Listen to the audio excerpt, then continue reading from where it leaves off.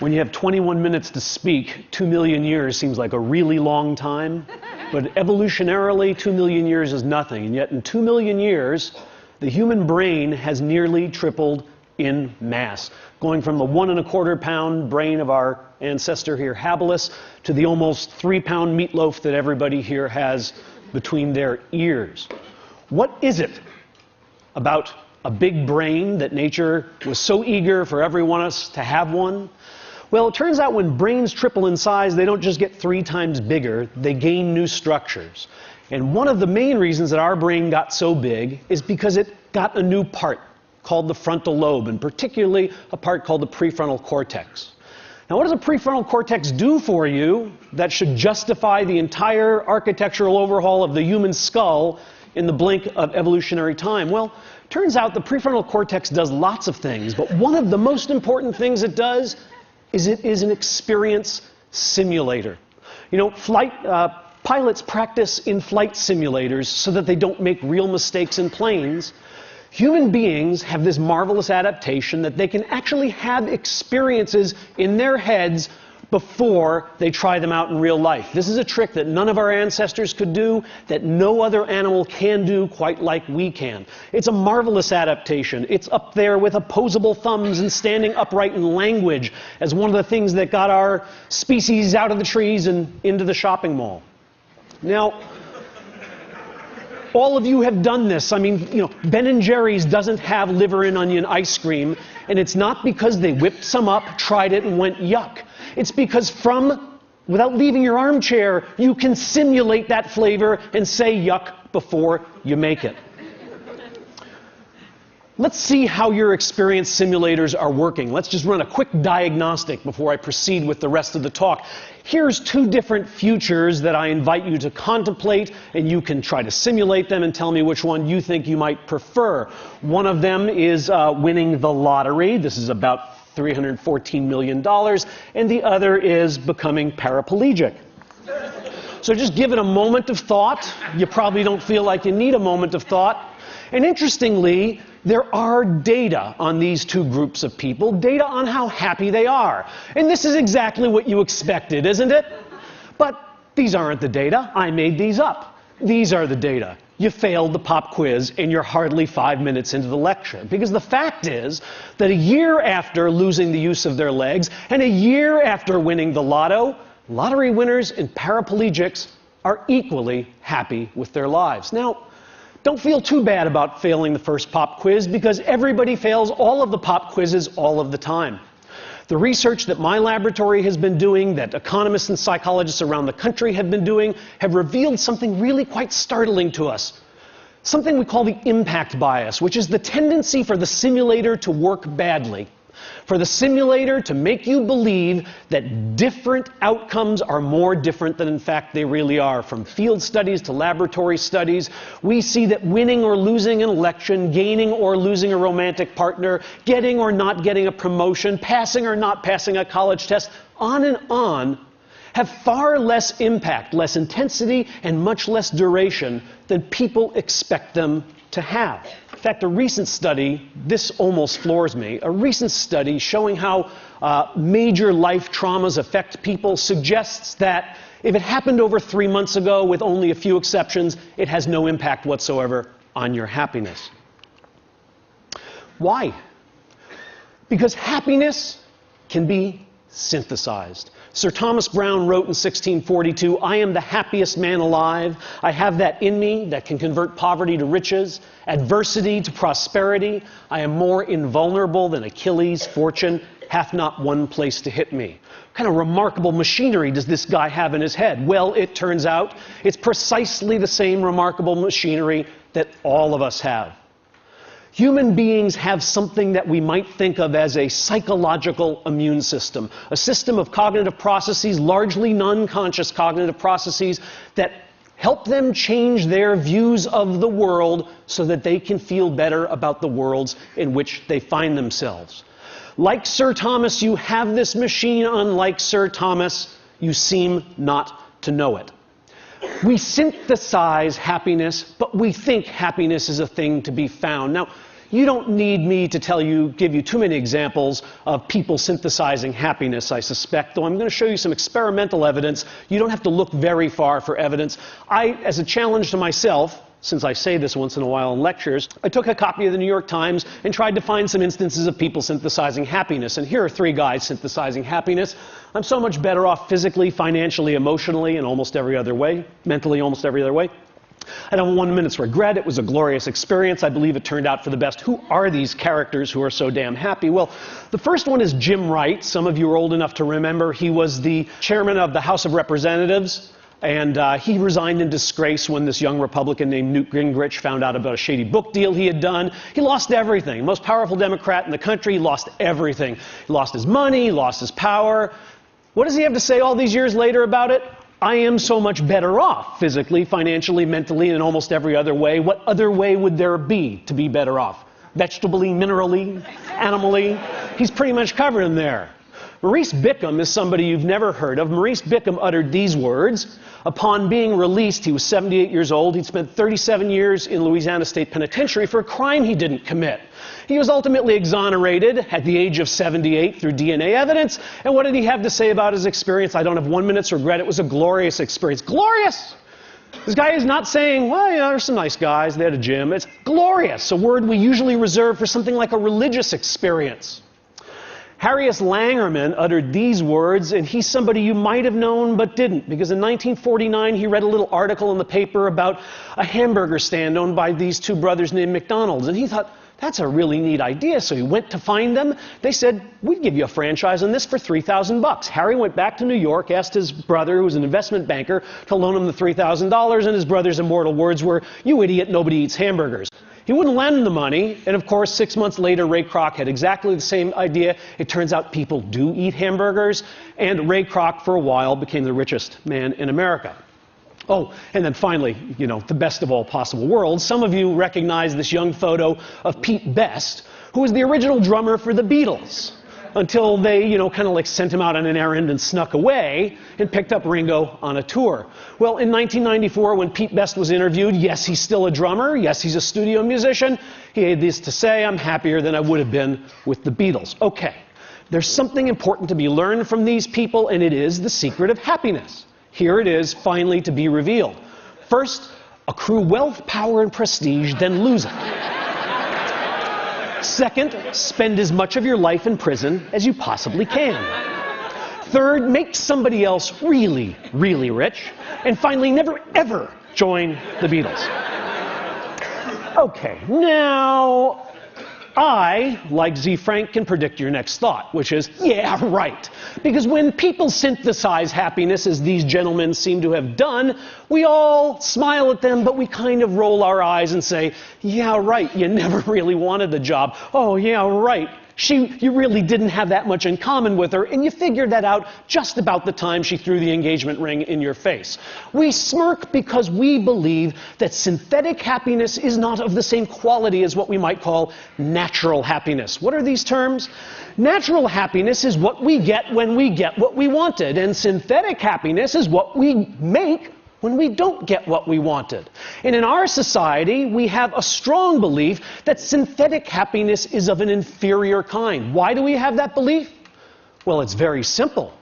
What kind of economic engine would keep churning if we believed that not getting what we want could make us just as happy as getting it? With all apologies to my friend Mathieu Ricard, a shopping mall full of Zen monks is not going to be particularly profitable because they don't want stuff enough. I want to suggest to you that synthetic happiness is every bit as real and enduring as the kind of happiness you stumble upon when you get exactly what you were aiming for.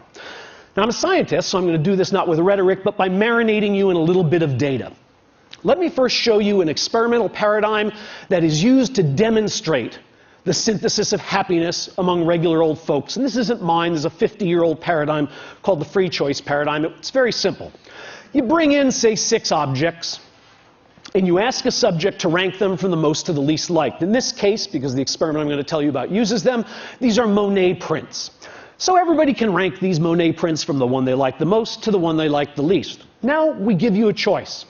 We happen to have some extra prints in the closet, and we're going to give you one as your prize to take home. We happen to have number 3 and number 4, we tell the subject.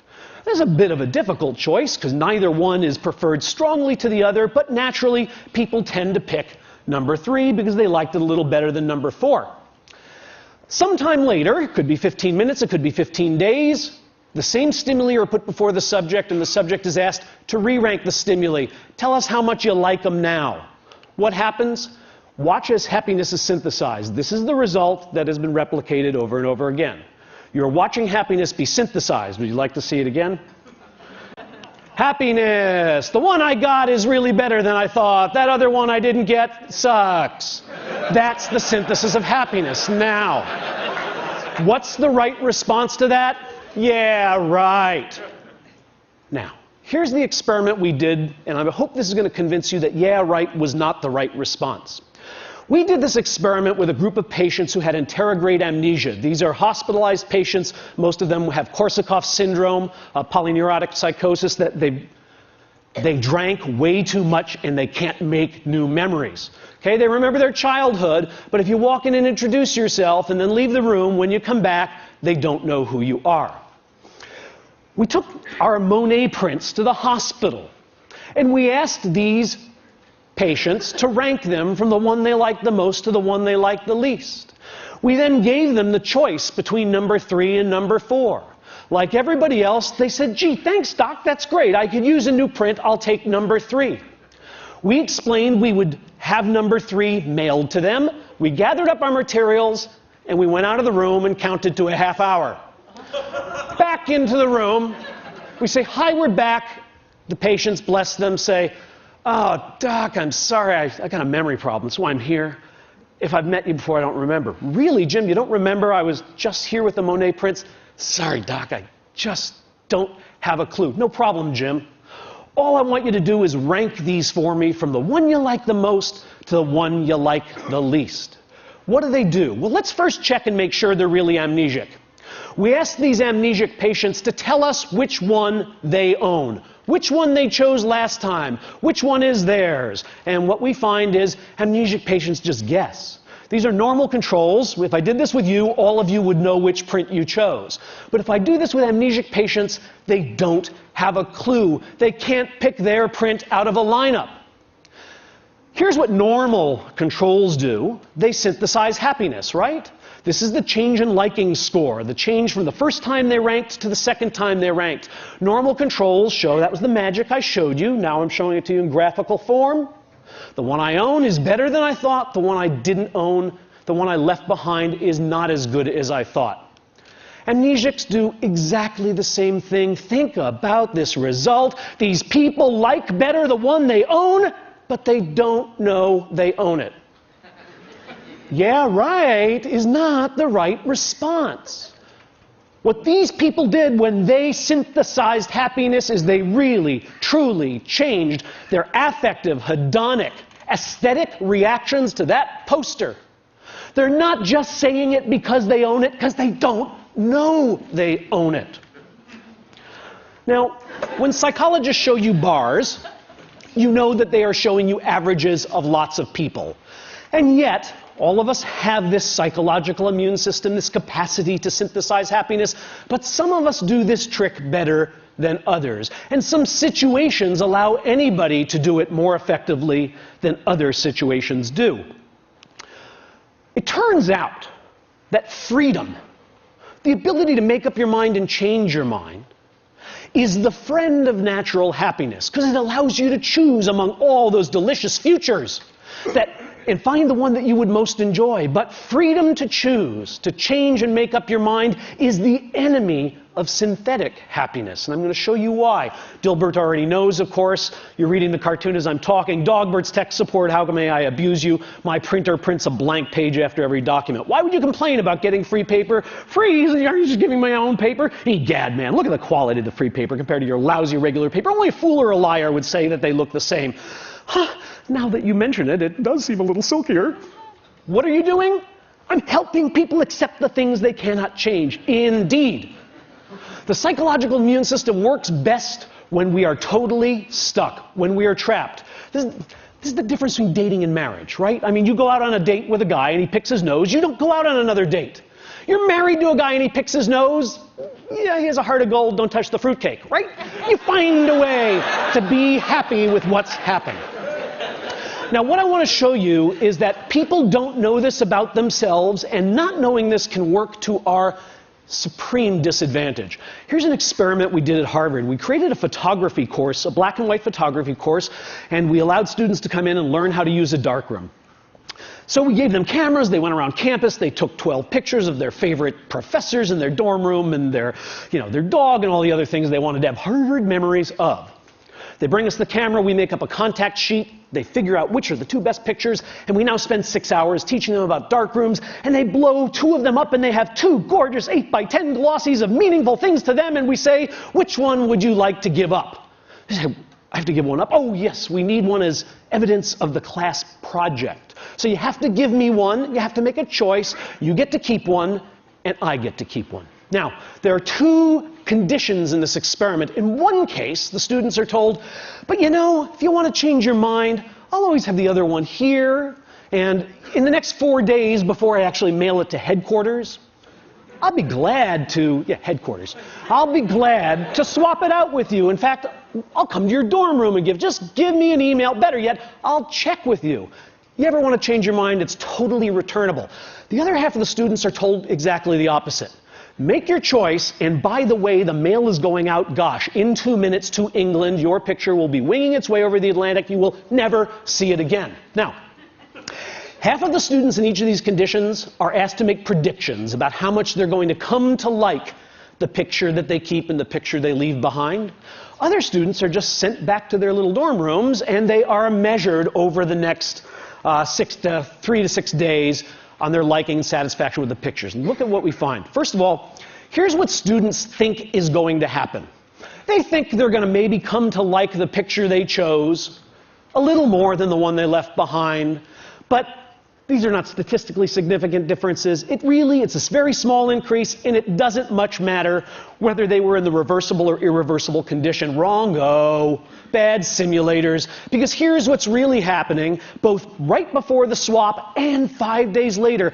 People who are stuck with that picture, who have no choice, who can never change their mind, like it a lot. And people who are deliberating, should I return it? Have I gotten the right one? Maybe this isn't the good one. Maybe I left the good one, have killed themselves. They don't like their picture, and in fact, even after the opportunity to swap has expired, they still don't like their picture. Why? Because the irreversible condition is not conducive to the synthesis of happiness. So here's the final piece of this experiment. We bring in a whole new group of naive Harvard students, and we say, you know, we're doing a photography course, and we can do it one of 2 ways. We could do it so that when you take the 2 pictures, you'd have 4 days to change your mind, or we're doing another course where you take the 2 pictures and you make up your mind right away and you can never change it. Which course would you like to be in? Duh! 66% of the students, 2/3, prefer to be in the course where they have the opportunity to change their mind. Hello? 66% of the students choose to be in the course in which they will ultimately be deeply dissatisfied with the picture. Because they do not know the conditions under which synthetic happiness grows. The bard said everything best, of course, and he's making my point here, but he's making it hyperbolically. 'Tis nothing good or bad, but thinking makes it so. It's nice poetry, but that can't exactly be right. Is there really nothing good or bad? Is it really the case that gallbladder surgery and a trip to Paris are just the same thing? Nah, that seems like a one-question IQ test. They can't be exactly the same. In more turgid prose, but closer to the truth, was the father of modern capitalism, Adam Smith, and he said this. This is worth contemplating. The great source of both the misery and disorders of human life seems to arise from overrating the difference between one permanent situation and another. Some of these situations may no doubt deserve to be preferred to others, but none of them can deserve to be pursued with that passionate ardor which drives us to violate the rules either of prudence or of justice, or to corrupt the future tranquility of our minds either by shame from the remembrance of our own folly or by remorse for the horror of our own injustice. In other words, yes, some things are better than others. We should have preferences that lead us into one future over another. But when those preferences drive us too hard and too fast because we have overrated the difference between these futures, we are at risk. When our ambition is bounded, it leads us to work joyfully. When our ambition is unbounded, it leads us to lie, to cheat, to steal, to hurt others, to sacrifice things of real value. When our fears are bounded, we're prudent, we're cautious, we're thoughtful. When our fears are unbounded and overblown, we're reckless and we're cowardly. The lesson I want to leave you with from these data is that our longings and our worries are both to some degree overblown because we have within us the capacity to manufacture the very commodity we are constantly chasing when we choose experience. Thank you.